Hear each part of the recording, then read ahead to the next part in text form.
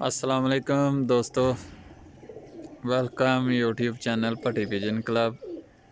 जनाब आपको शौक करवा रहे हैं छत सियालकोट नजवाल हाजी मुश्ताक, उस्ताद शौकत पार्टी, उस्ताद बाजवा साहब।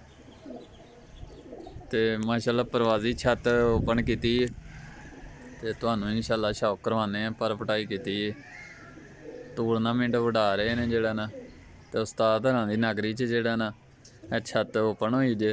उस्ताद शौकत तुसीं जानदे हो सारे भरा दोस्त, उस्ताद बाजवा पार्टी। तो यह माशाल्लाह उन्होंने दी परवाजी छत जे, यह परिंदे पर पटाई की जी उन्होंने, शौक फरमा सकते हो। ठीक है जी।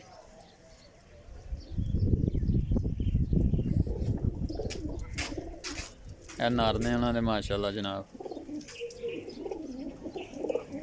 यह मादियां ने उड्डे उड्डाए परिंदे ने उन्होंने, कोई ये नवा परिंदा नहीं है। ठीक है जी।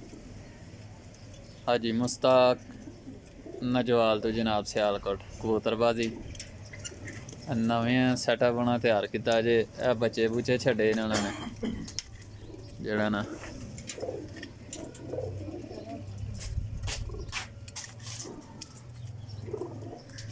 विसाख वास्ते जनाब उन्होंने तैयारी कर रहे हैं। उस्ताद हरी आए ने चेक कर रहे हैं परिंदे भी ते छत भी, उस्ताद हरी वडान माशाल्लाह। ठीक है जी। यह छत है, व्यू तुहानू नज़र आ रहा है नजवाल सियालकोट। ठीक है जी। बार बार छत है।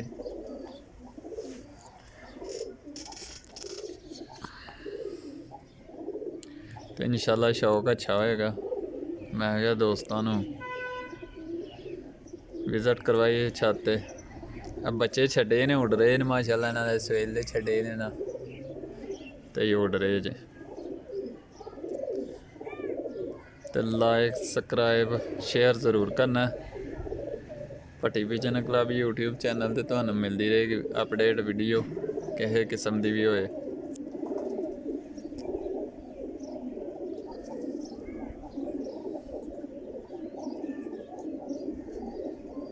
उस्ताद हरां दे बेटे ने जनाब।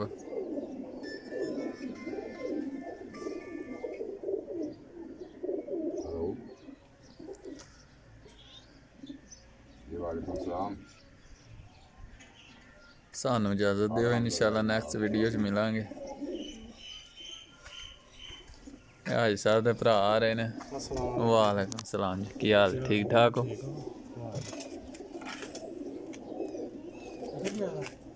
घर गए